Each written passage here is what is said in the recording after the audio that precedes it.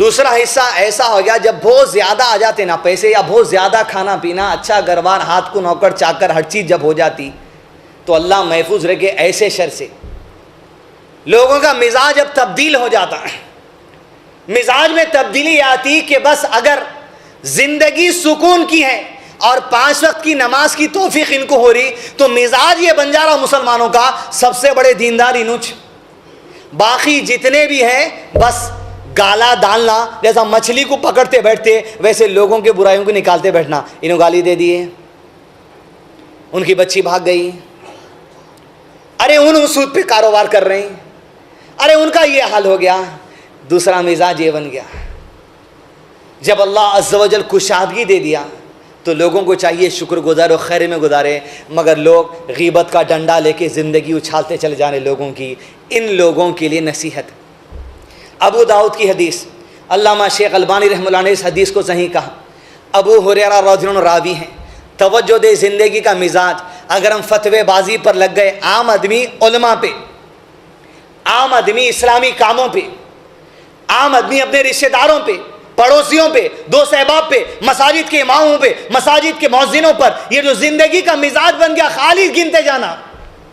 آپ صلی اللہ علیہ وسلم نے کہا بنی اسرائیل میں 2 لوگ ایسے گزرے. ابو داؤد کی حدیث میں 2 لوگ تھے بنی اسرائیل میں، 2 نوجوان، دونوں اللہ عز و جل کی راہ میں جستجو کرتے تھے اس کی رضا حاصل کرنے کے لیے.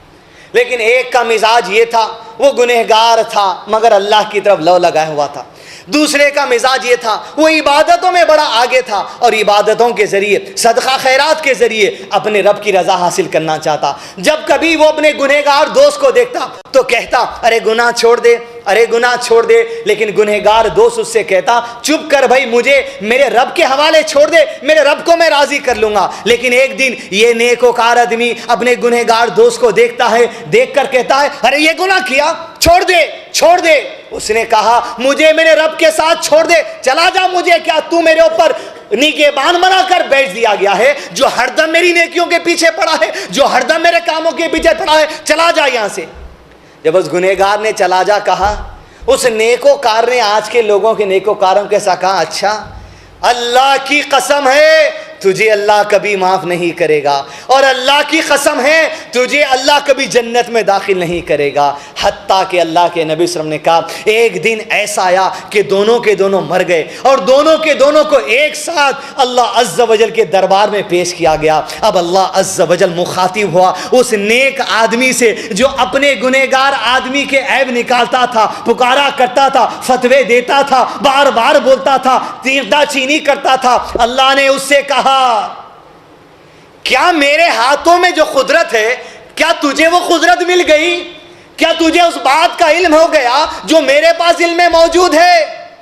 تو اللہ نے اس گنہگار سے کہا میری رحمت غالب ہے، میری رحمت سے گنہگار بندے جنت میں داخل ہو جا، اور اے نیکوکار، اے عبادت گزار، تجھے جہنم میں داخل کیا جاتا ہے.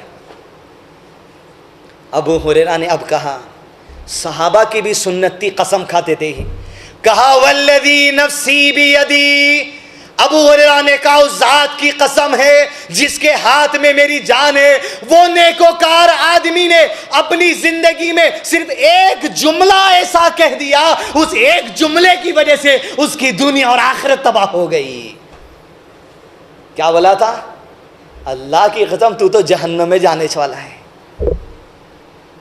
فتوے انہیں گنہگار، انہیں گنہگار، فلاں گنہگار، بالکل گنہگار ہے انہیں. 24 جولائی 23 جولائی کو حیدرآباد کے اندر جو ننگا ناچ بلہ گڑے میں ہوا، بالکل گناہ ہے، بالکل حرام ہے، اس میں کوئی دو رائے نہیں.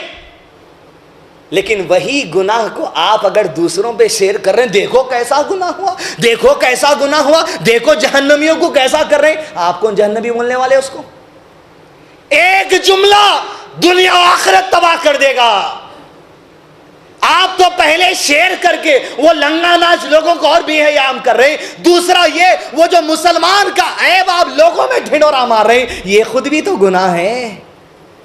اللہ کے نبی صلی اللہ علیہ وسلم نے کیا نہیں کہا؟ اپنے مسلمان بھائی کے عیب پہ پردہ ڈالو اگر تم آخرت میں بے وہ پردہ ڈالنا چاہتے ہو.